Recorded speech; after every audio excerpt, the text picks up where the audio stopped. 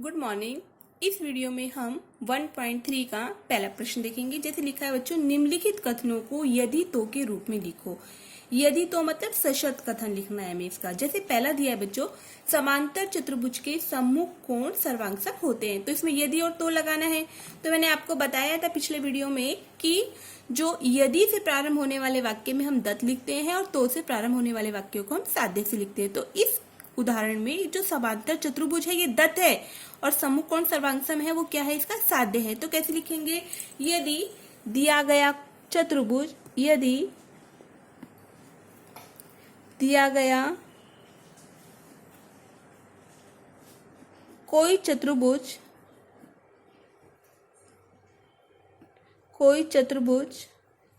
कैसा हो, समांतर चतुर्भुज हो, समांतर चतुर्भुज हो, तो ये तो इसका दत्त हो गया। तो उसके बच्चे क्या होते हैं, सम्मुख कोण सर्वांशम होते हैं। तो के बाद लिखेंगे उसके सम्मुख कोण सर्वांशम होते हैं।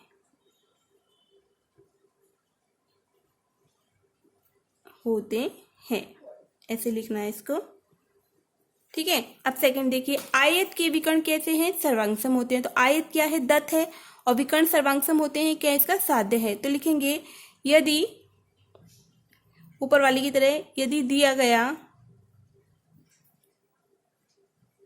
कोई चतुर्भुज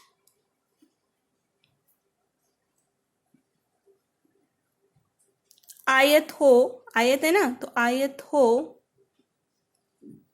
तो ये क्या हो गया, दत्त हो गया इसका। आयत हो तो साध्य क्या है इसका, उसके विकर्ण सर्वांशम होते। तो लिखेंगे तो उसके विकर्ण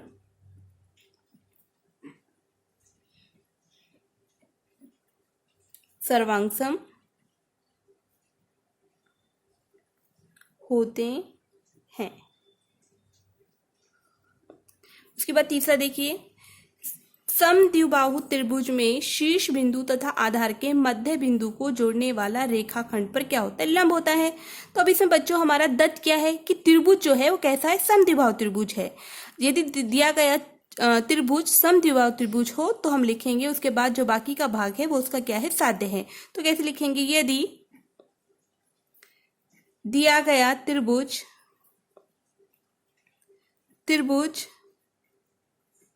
कैसा हो, समद्विबाहु। यदि दिया गया त्रिभुज समद्विबाहु हो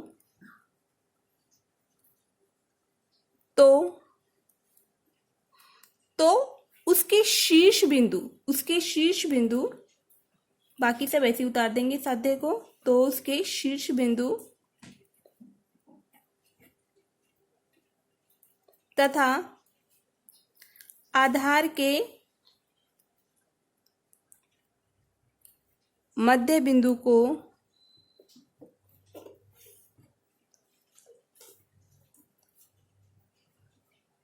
जोड़ने वाला रेखाखंड पर क्या होता है, लंब होता है। जोड़ने वाले रेखाखंड पर लंब होता है।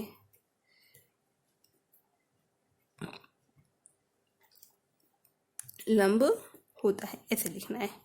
अब उसके बाद सेकंड प्रश्न दीजिए। देखिए बच्चों, अब नीचे दिए गए कथनों के विलोम कथन लिखिए। विलोम मतलब क्या, अब हमें यदि से प्रारंभ होने वाले वाक्य में साध्य को पहले लिखना है और तो से प्रारंभ होने वाले वाक्य में हमें क्या लिखना है, दत्त लिखना है। तो पहले हम इस कथन को देख लेते हैं। दो समांतर रेखाएं तथा उनकी तिर्यक रेखा दी गई हो तो एकांतर कोण सर्वांशम होते हैं। तो यहाँ पर दत्त क्या है कि जो रेखाएं हैं कैसी है, समांतर रेखाएं हैं। तो हम क्या लिखेंगे, तो समांतर रेखाएं ये दत्त है और बाकी जो है उसका क्या है, साध्य है। तो साध्य को पहले लिखेंगे और दत्त को बाद में लिखेंगे। कैसे लिखेंगे, यदि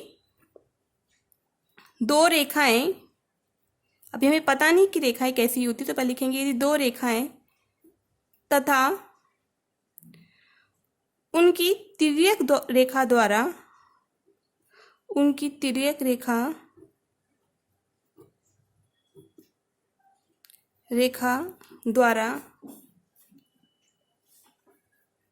बने कोण, उनकी तिर्यक रेखा द्वारा एकांतर कोण जो है कैसे होते हैं, सर्वांशम होते हैं।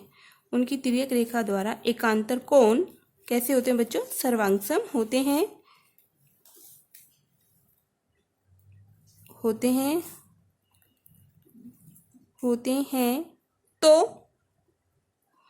तो वो रेखाएं कैसी होती है? समांतर रेखाएं होती हैं। तो लिखेंगे तो दी गई रेखाएं समांतर रेखाएं होती हैं।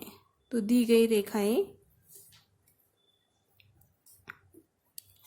समांतर रेखाएं होती हैं।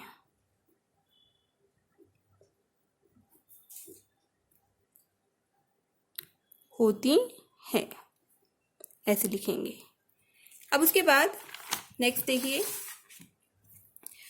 अब यहाँ पे दिया है दूसरा प्रश्न है, दो रेखाओं को एक तिर्यक रेखा द्वारा प्रतिच्छेदित करने पर बनने वाला अंत्य कोणों की एक जोड़ी संपूरक हो तो वो रेखाएं समांतर होती हैं। तो बच्चों यहाँ पर जो दत्त है वो क्या है कि ये जो अंत्य कोणों की जोड़ी कैसी होती है? संपूरक होती है। कि दत्त है और बाकी का जो है वो क्या है? साध्य है। तो कैसे लिखेंगे इसमें?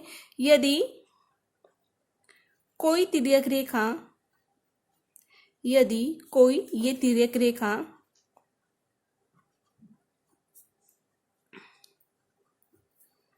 यदि कोई तिर्यक रेखा दो समांतर रेखाओं को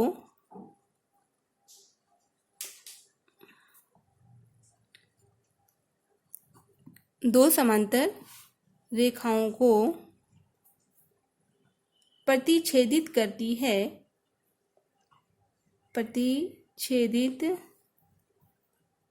करती है तो ये क्या हो गया? इसका साध्य हो गया, प्रतिच्छेदित करती है तो क्या अंत्य कोणों क्या होते हैं? संपूरक होते हैं। तो अंत्य कोण संपूरक होते हैं। ये इसका क्या हो गया? दत्त हो गया। ठीक है। अब उसके बाद देखिए नेक्स्ट, आयत के विकर्ण सर्वांगसम होते हैं। तो यहाँ पे हमें पता है ये साध्य है और ये दत्त है। तो लिख लेंगे यदि दिए गए चतुर्भुज के विकर्ण कैसे हो? सर्वांगसम हो, विकर्ण सर्वांगसम हो तो वह चतुर्भुज